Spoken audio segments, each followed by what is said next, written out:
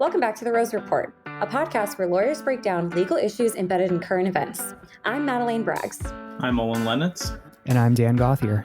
This podcast is provided for entertainment and informational purposes only, is not intended as legal advice, and does not form an attorney-client relationship. So we're very excited to have one of our attorneys join us today for this episode all about metaverse and Web3. Omar, introduce yourself. Hi, I'm Omar Abdallah, and I'm an attorney at Rose Law Group. I do a lot of work in land use and zoning, but also more recently, a lot of work in the Web3 space. Right. So one of our new practice areas, very exciting for us. So everyone wants to know, what is the metaverse? Like, how would you start to describe and define it? Sure, and that's a really good question. The metaverse is not Facebook. A lot of people tend to think that because Facebook changed their name to Meta, that it somehow has to do with them. So the metaverse is not Facebook. It's not a specific company, and actually, it's not a specific space either. The metaverse is a concept, and it's a concept that refers to spaces that allow for more interaction between people in a more immersive way. And so it's kind of a collection of different spaces. People can enter the different metaverse spaces using tools like VR, so you can get on with like a VR headset, or you can log in to some of the more game-looking platforms, and you can kind of move around using avatars and different things like that. When you talk about the metaverse and you think about virtual reality and avatars and all of those things, a lot of people think like, what's so cool about that? It's not really new technology in the space, and that's true. We've had virtual reality for a long time, but what's really interesting, or at least what I think is most promising, is the metaverse platforms that are based off of blockchain technology. And so I think that's a lot different, and will bring with it a lot of opportunity and a lot of new use cases in business in the future. How intertwined or related is the metaverse with cryptocurrency or NFTs or all these new terms popping up?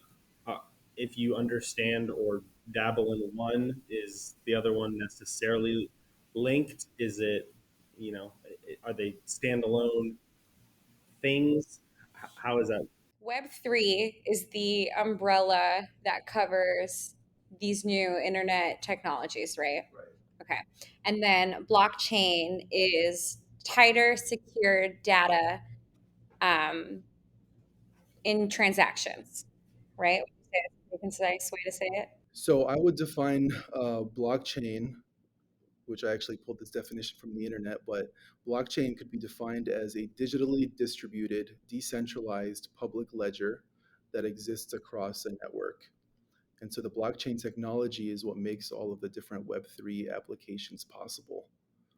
And so you'll have, as I mentioned earlier, you'll have NFTs as one type of application. You'll have cryptocurrencies as another type of application. And then you'll have the blockchain-based metaverses as another type of application that's made possible on the blockchain. And metaverses are platforms for this. So a metaverse as a concept is just a space. It's just a virtual reality space. But blockchain makes metaverse spaces interesting because you can create value propositions in the blockchain-based spaces. So if you think about a video game, if you think about like Fortnite or SimCity or GTA, all of those games have worlds within them, right? But those worlds are controlled by their centralized sources, which is the company that owns and runs them. And so anything that you have or that you think you own within those games is actually owned by the parent company, by the company that created the platform that you're playing on. When you have a blockchain-based metaverse, so for example, Decentraland's not actually owned by Decentraland Incorporated or Decentraland LLC. There is no parent company to Decentraland. Decentraland is on the blockchain, and it's owned, which means it's owned by all of the users that own a piece of Decentraland. And so in Decentraland's case, if you think about what kind of assets you can buy and utilize in Decentraland, you have different pieces of, you have land that you can buy, you have wearables. There's a variety of different assets that you can develop and launch on Decentraland, and all of those are tied to the blockchain technology. And so because they're tied to the blockchain technology, which spreads all of your data over this network of computers all across the network, you can be sure that it's actually owned by you and not by some centralized source. Perfect. So, for example, the main issue that people have with Web 2 and why they now want to push to a rebuilt infrastructure for Web 3 is that few companies like Apple, Google, they own all of our data. And so, for artists, especially who are creating digital art, there it comes into that legal issue where, okay, do I own this post because I posted it, or does Instagram own it because it's on their platform? And Olen, I don't know if you've ever run into things like that in your litigation practice. No, Okay, well, anyway. So, not yet. right. And then the other thing you were saying, and that's what centralized means. So the internet right now is very centralized because few companies own all the data. And that's the main difference between Web 2 and Web 3. In Web 3, the user owns the data, and we then decentralize the internet. And NFTs, or non-fungible tokens, as you say, are built on blockchain, but that's one example of how the user owns something, even though it's being reshared heavily. So, like memes nowadays, you can find the same meme file on like a million different computers, but we can't really like prove which was the original meme, and NFTs kind of change up that space because they have that data that stays with the item. So, like, if what you're saying is, or what I'm understanding is, if I send a funny tweet, I don't own that tweet in the sense that I can't monetize it or use it in an act or something like that. I can't use that bit in my stand up because technically I'm not the owner of it. That's part one. Is that correct? Yeah, but there are like some kind of exceptions. Like I'm thinking about one of those talk shows, I think it's like Jimmy Fallon, who they do like the mean read tweets, Right. or, government accounts that's still public. Right, but isn't that because I have signed a contract with them by agreeing to use their platform?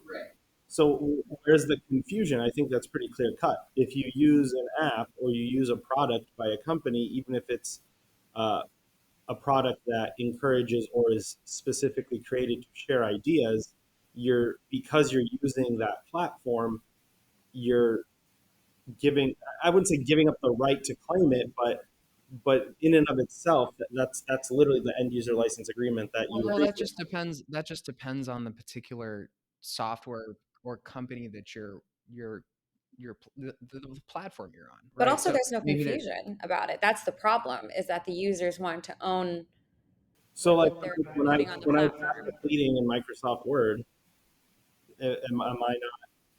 Well, you're working under a license agreement with Microsoft. So like that's my point though. So Facebook, and I don't know off the top of my head, but Facebook's terms of use probably differ from Twitter's terms of use in that maybe in one or the other, and I'm totally guessing here, you own the content that you post unless there, certain circumstances. Or maybe in both you don't own your content and it's immediately Twitter's or it's immediately Facebook's.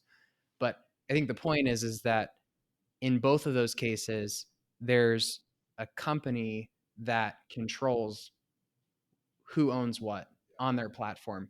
Where here, what we're saying is that's the whole concept of being decentralized, right? Is that there's no higher power to control the actions of one another. That's why, and the blockchain sort of serves in place of that company, right? Yeah, and if you post anything on YouTube, if it violates their terms and conditions, it's going to get taken down, right? And so they control what's being posted on their on their platform, and it can be deleted, removed, it can be censored at any time.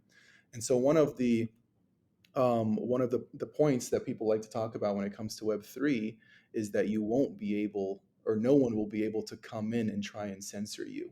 And that is because of the distributed and decentralized nature of Web3, that everything that is created in Web3 and posted on the blockchain, well, it's shared between computers all over the world. And so there's nothing anyone can do to pull it down. So how about you mentioned Decentraland? I think there are other, you know, Metaverses. metaverses out there, right? And there will continue to be more and more. So what I don't know the best way to ask this, I guess. Someone has to create that. And so despite there not being a Facebook that creates it and then controls it, like someone has to create it similar to perhaps Bitcoin. Um, Satoshi Nakamoto, I think is the guy's name, right? That created Bitcoin, or the entity. We don't know if it's a guy, girl, multiple people. Um, It kind of scares me when you say that. And so I know that one of the core values of Web3 is that concept of net neutrality, which is that all, pieces of the internet should be treated equal. And like you were saying, that would mean that unlike now that platforms wouldn't be able to censor, but I don't know, maybe it's because like I'm not used to internet where there aren't, like community guidelines, or I don't know, necessarily like not surfing the dark web either, but like, I mean, couldn't there be downsides to not being able to? Yeah, am I going to be exposed to things that I don't necessarily want to see or we could have a whole Silk Road scenario, like where there's like sort of the dark web for. I mean, Silk Road was like drugs and hits on people, and but like I mean, it is like it could be dark web 3.0, right? Not just web 3.0. Yeah, and it's hard to conceptualize what kind of use cases we'll see out of this. I mean, just like, when the internet first came to be, however many years ago, no one could have imagined that we'd be at the point where we are now. But I think this kind of ties back to what you mentioned, uh, Dan, that there still needs to be like a founding moment, like someone needs to develop the thing before it's actually put on the blockchain and becomes decentralized. And in in the different blockchain based metaverses like Decentraland, for example, Decentraland was created by a team of software developers, and sure, they created it, and initially it was owned and run by them, but with a lot of blockchain based projects, at some point they release their ownership to the blockchain. And so Decentraland actually is technically a DAO, a decentralized autonomous organization. Okay, wait, let's first define what is a decentralized autonomous organization. Sure. So a decentralized autonomous organization, the easiest explanation that I've heard is it's basically a group chat with a shared bank account. So if you bring together a group of people, you can create a decentralized autonomous organization. It's a group or a community that is governed by a predetermined set of smart contracts, which smart contracts are just code, software code that's written out. And the code basically outlines how that community, the DAO, how it operates. What does the DAO do? How does the DAO make decisions? What kind of voting mechanism or what kind of governance model is included in there? How can people join the DAO if it's based off of a token model where anyone can buy the token and they're automatically included in the DAO? There's a lot of different ways to put it together. But once, if a DAO is created and it's truly in its essence a DAO, then it should be fully on the blockchain, completely community governed, with no hierarchy of like ownership and control. And so Decentraland today, you know, the software developers created Decentraland, but they slowly released all of their ownership in the DAO. And now the DAO is just this distributed community of owners, which are just all of the token holders. And so the token holders, or all of the owners in Decentraland, are people that own the land in Decentraland. So Decentraland can still change. It's not fixed forever how it is, but for it to be changed, it needs to follow the smart contracts code in making any changes. So as a community member or a token holder in Decentraland, meaning if you own land, you're a community member, you can make proposals, and the community will be able to see those proposals and make decisions to change Decentraland if they want to do so.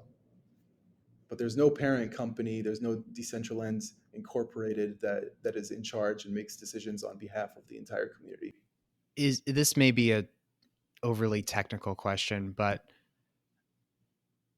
is there any way to know that the software developers of Decentraland, or Joe in his basement creating a new application that gets released on blockchain, doesn't build a backdoor in, or essentially releases something corrupted onto the network, which is then bought by, innocent consumers trying to, buy a piece of land, and then, maybe they're swindled out of their money if it's they're spending Bitcoin to buy land.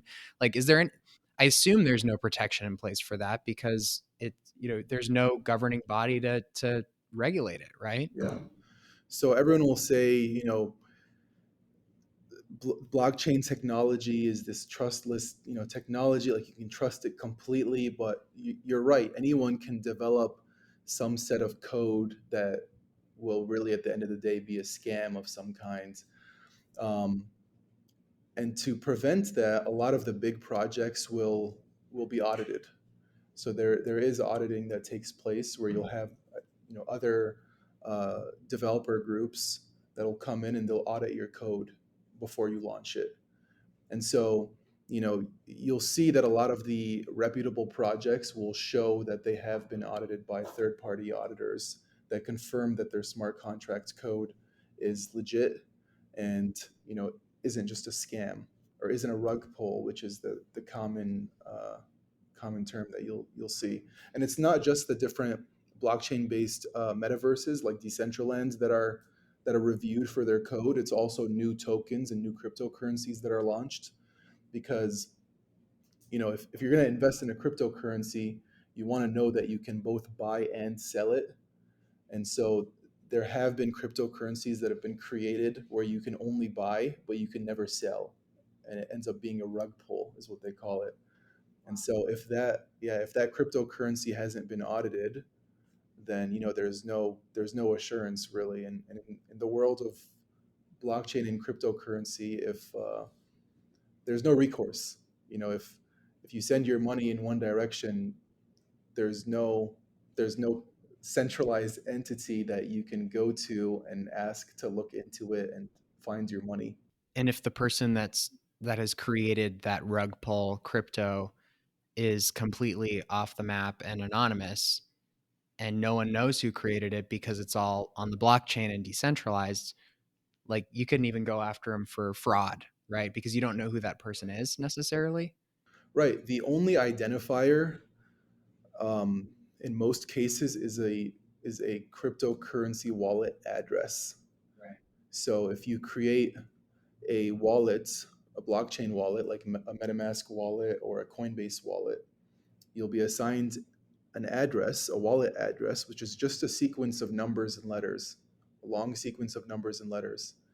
And then you can use that as you're developing different protocols on the blockchain, and that's really the only identifier. So if you're sending money to in a specific location, all you'll have is the address that it was sent to, but there's nothing to identify who that address belongs to. So you can track all of that information, you can follow it, but really at the end of the day, there's no way to know. So you were telling me the other day about a DAO that was formed for the purpose of, I think, buying and developing a golf course. Is that right? I know that there's a few use cases now that DAOs are becoming a little more popular. I wonder if you can talk about that example or any other use case that you think is interesting, or maybe if it's not even a use case that currently exists, one that you think could exist or is sort of in the near future. Sure. There have been a lot of different use cases for DAOs, and it seems like a lot of them are still in the experimental stage. And the common issue that I tend to see has to do with securities laws. Um, the golf course one that you mentioned is called Links DAO. I don't know too much about it, but the DAO was created for the purpose of acquiring a golf course. And I believe the original intention was to buy it, and anyone that was buying into the DAO would be receiving like a membership, and the membership would give you some kind of access to the golf course that was ultimately going to be purchased by the DAO. Um, it seems like, and I'd have to go back and look at what their status is, but it seems like the trajectory may have changed, and that that really the money that's been raised now is just being used to fund like the creation of the DAO, like forming the operational functions of the DAO, and that they would still need to do another raise of some kind to buy the golf course. But that's an example of a use case that, on one hand, seems like it's being used for an investment purpose, where you're bringing this group of people to buy an asset that will make money, but at the same time, it's a use case that's being used to almost form like a membership model, like a membership for whatever it is that the DAO is purchasing. There's another DAO called City DAO, which was formed for the purpose of buying real estate, and so they bought some land in Wyoming. Um, and I believe initially, people bought into the DAO thinking, I don't know if City DAO marketed this, or if this was just a belief that the buyers had, but I think the original concept had something to do with monetizing the land in some way.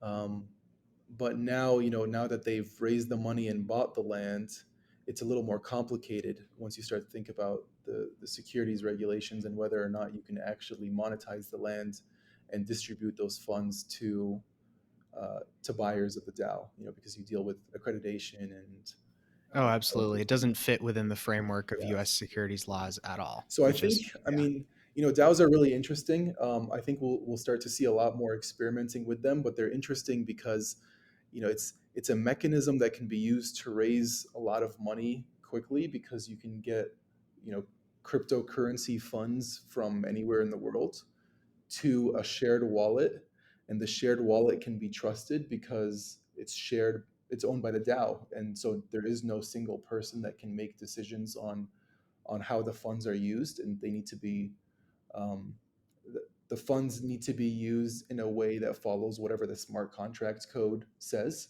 and usually they have it drafted in a way where you have to have multiple people authorizing any movement of funds. So it could be an interesting way to fundraise and to raise money for different projects, whether they be charity based or membership based or investment based, and we'll have to see how investors in DAOs can actually make money, and how creators of DAOs can use them for funding purposes. So no one now can just take the credit card and go on a shopping spree. That's right. Yeah, they can't. And then I mean, there's a whole nother discussion about how do you tie the DAO's blockchain wallet to the real world? Because you can't buy a piece of real estate with your cryptocurrency wallet. You need to get the money out of there into a bank account to make the purchase. So that's a whole nother issue that I'm sure is. But what if the DAO's operating agreement essentially says you need 25 people to make a decision? Couldn't I go into cahoots with 24 friends, recruit 300 people to throw into the global wallet, and then us 25 say, let's put all our money in this and split the money 25 ways. So theoretically, I think there are ways for people to misappropriate funds in DAOs. Um, I mean, the idea, excuse me, the idea is that you have a lot of people involved, and so that doesn't happen. But Well, then alternatively, we need 90% vote, and then you can never get 90% vote because you have 2,000 people and right, no one shows up to vote. Or when do you vote? yeah, How do you vote? How do you? yeah, or you could have individuals who collectively buy a large portion of the DAO's tokens so that they control every decision that the DAO makes. Right. And so everyone else that's in the DAO thinks it's this, fully distributed model and that everything is fair and, everyone has an equal vote when really that's not the case. Or maybe it's not that a couple people buy or one person buys up a huge portion. Maybe it's the creator of the DAO that doesn't release 100% of the tokens to be bought. Maybe they retain some large portion of the DAO and then keep control Or of it. creates new tokens? I mean, in my mind, I suppose, yeah, if you could create new tokens, then So all of those details should be outlined in the DAO's white paper before they actually launch and before they start selling tokens. They should outline those details in their white paper. And if someone wanted to review their smart contracts code to make sure it's actually consistent with their white paper, that would probably be a good idea. But you're right, there are ways around, you know, I mean, there are ways around it being, not as honest as it should be. Well, and then going back to like auditing, I was thinking same thing. What if I will try to launch something, it gets audited and rejected? What's stopping me from doing it? There's no one saying no, you can't. It might get flagged, but Yeah. right? Yeah, no, you're totally right. I mean, there isn't someone that needs to clear it for you to launch the DAO. I feel like in the once there are recognized auditing, if there aren't already, basically auditing or diligence type services out there, there could be trusted, I'm going to use this word in quotes, but centralized trusted places to go, verify DAO.com, right? Could exist in the future where, they could review and essentially approve or give a letter grade to whether their DAOs are legit or not. Doesn't that defeat the whole purpose of That's what I was going to decentralizing? say. It sort of defeats the purpose a little Well, I bit. don't Yeah. think it defeats the purpose because that would just be a third party. So like DAOs, I mean, you could think of a DAO almost like an LLC. Like it's a company, it does something. So the DAO can hire people to provide services for the DAO, and that doesn't cause it to lose its decentralized nature. And so the DAO could hire a third party service to come in and audit their smart contract. And I think that actually gives some some assurances for people that are going to come in and buy into the DAO because a third party that's not affiliated with them has come in and they've checked their smart contract, they've reviewed their white paper, and they hopefully they have some kind. Hopefully the auditor has some kind of reputation that is reputable, and people will be comfortable in in taking what they say. Doesn't getting Yeah. that reputation involve some level of centralization? I mean, if you're trying to move away from hierarchies and different either people or agencies, bodies overseeing things, there's obviously the inherent risk, like we're talking about. But then the only way to combat that is to start allowing some of that stability back, which seems to be again against the entire intent of not having that. Yeah, I see what you're saying, and the service wouldn't be provided. I mean, there are already services that are doing this, and they're not being provided by like the SEC or some kind of federal agency. They're companies that are providing this service, and so yeah, I understand what you're saying, that It's just a different entity. It's not a government entity or this LLC in the real world. yeah. It's the same thing, just on. Yeah, and I mean DAOs will hire all kinds of service providers, from like marketing to coding and development and managing their Discord groups, and all kinds of things. So I just see that as one like additional service. How does an attorney help someone navigate? Like if someone's interested in this, obviously they're learning on their own, but they have a lot of the same questions or more technical questions, and we're asking you, what would them coming to you or someone else, another attorney in the real world who specializes in this, how does that advance them? Sure. So I think one of the issues in this space right now is it's a little too complicated. It's more complicated than it should be. And I mean, that said, it's less complicated than it was a few years ago, but we're still not at the point where the average person can just hop on and get involved in blockchain and the metaverse and all that. And so what we're able to do is to help people with the process, help them with just the beginning stages, the onboarding. How can we get them in? And so we're seeing a lot of interest from clients that want to be in the metaverse, whether it's because they want to be they just want to be on the cutting edge. They want to be involved because it's new and it's exciting, and they feel like this is the place to be, or because they want to be involved because they see that they can monetize it in some way. And so we can help them in understanding what the first steps of getting onto the metaverse would be. And so, for example, they'll need to create a blockchain wallet, and so you can do that with MetaMask or Coinbase. And so there's a process in doing that, and then you need to know how to connect to one of the different blockchain-based metaverse platforms. So there's Sandbox, there's Decentraland.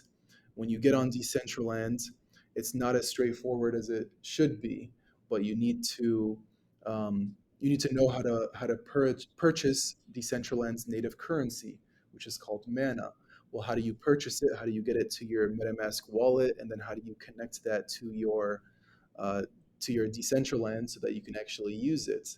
And then once you have all of that connected, you also want to know, you also want to decide, how do you buy land? And so there are different ways to buy land. You can buy land on Decentraland's marketplace, or you can buy it on a secondary market like OpenSea. And so, when you buy the land, uh, then you own it. Who are you buying it from? So you're buying it directly from the seller of the land. So, one of the interesting uh, technological advances made possible by the blockchain is that you don't have to deal with a title company to handle the transfer. Uh, the blockchain will automatically handle the transfer, and you can trust it because of the blockchain that it's on. So Decentraland in particular is on the Ethereum blockchain, and so the Ethereum blockchain facilitates the entire transaction. So the lands that Rose Law Group bought, for example, on Decentraland, we just went to Decentraland's marketplace, and you'll see on the marketplace all of the pieces of land that are for sale. You'll also see all of the parcels that are not for sale, which you can bid on at any time. Anything that's for sale, I mean, you click buy, assuming you have the funds in your wallet already. You can just process that transaction. It happens almost instantly, and the piece of land is moved from their account, which would be sitting in their wallet address, their blockchain wallet, and then it moves over to your wallet. So it's an instantaneous transfer. Where did the original owners of the land, how did they acquire it? So when the software developers that we talked about earlier on created Decentraland, as they were releasing their ownership, they're selling off those pieces of land. And so all of the land, which Decentraland has 90,601 parcels of land. At some point, all of those pieces of land were sold off, and now they're just being resold. So every one of them is just being resold. So theoretically, I could go and buy all of Decentraland. You could, yeah. You would need to buy up all of the ones that were listed for sale, and also have everyone who hasn't listed theirs accept your offer. So Decentraland's software, oh, they're creators. We'll call them that. They go and sell the 90,601. Is that what you said? 90,601 parcels. They probably raise a lot of money from the sale of that 90,000 plus parcels. How much is a piece of land? I know it probably varies because it's an independent market now, but any sense as to what one of those would cost? So last time I checked was about a week ago. Um, the cheapest price, so you can list them by, cheapest to most expensive. The cheapest prices were at about 5,000 mana, and at the time, the price of one mana, which is the cryptocurrency, the price of one mana was about $2.50. So, at one point, I mean, I would say now mana's down a little bit now. I think it's around $2. So I would say the cheapest piece of lands that you could probably buy right now is probably between $8,000 and $10,000. Wow. So Decentraland's creators raised a bunch of money from selling off all this land. Do they keep that money? Does it go to them or does it go into the system? Like, I guess if they release control, I would imagine that they as creators take that when they walk away. Is Yeah, that right? I think that's correct. I think that they would Hmm. be taking the money. The money would go to them.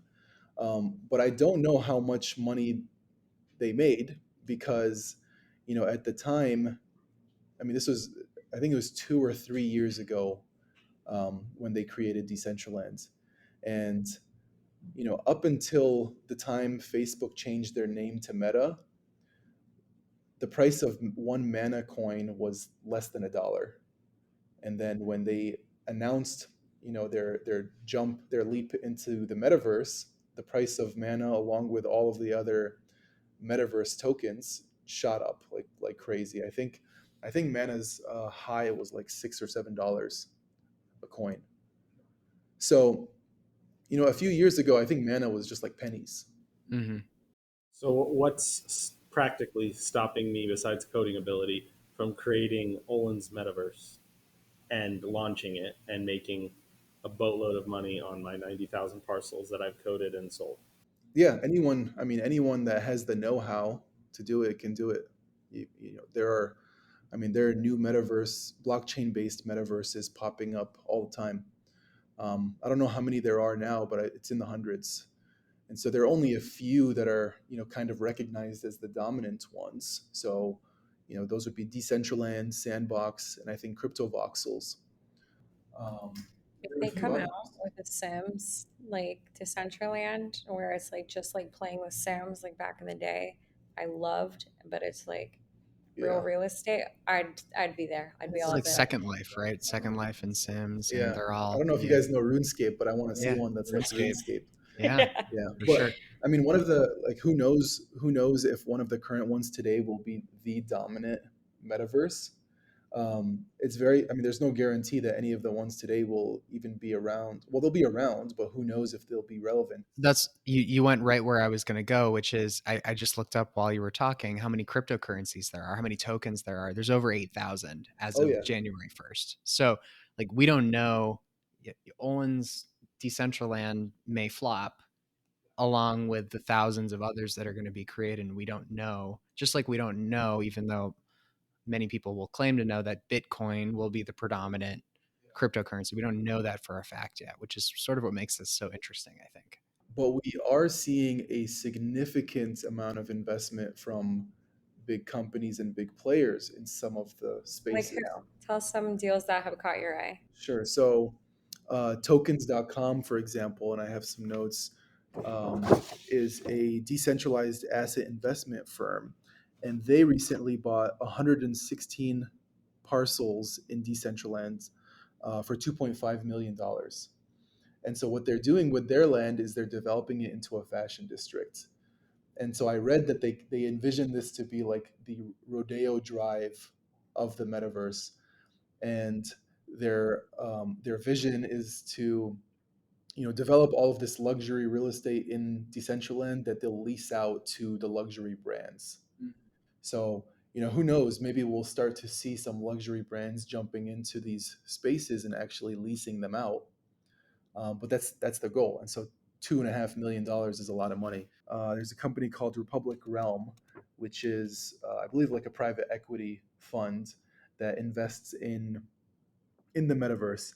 And so they've invested in over 3,000 real estate NFTs over 24 different metaverse platforms.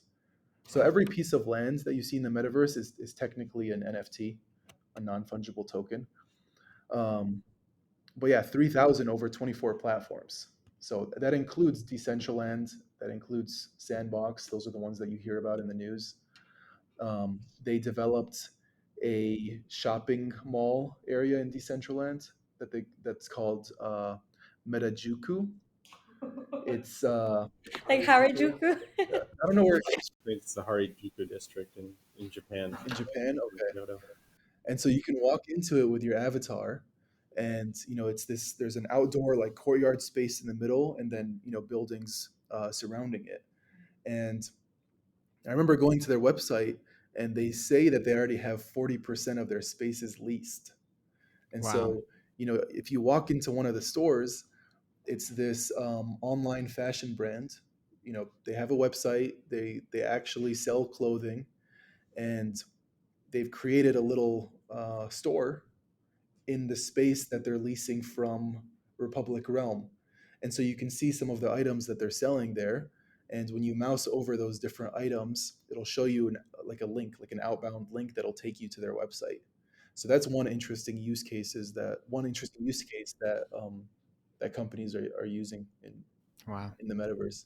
I'm glad you said that because I was going to say the concept of these like fashion districts that are costing, 2 point whatever $1 million, they're selling like virtual reality, like Louis Vuittons, right? Some economists say that every store will eventually have to have like a metaverse space as well, like the same way that we expect every business to have a website now. Do you agree with that? Yeah, I think that's possible.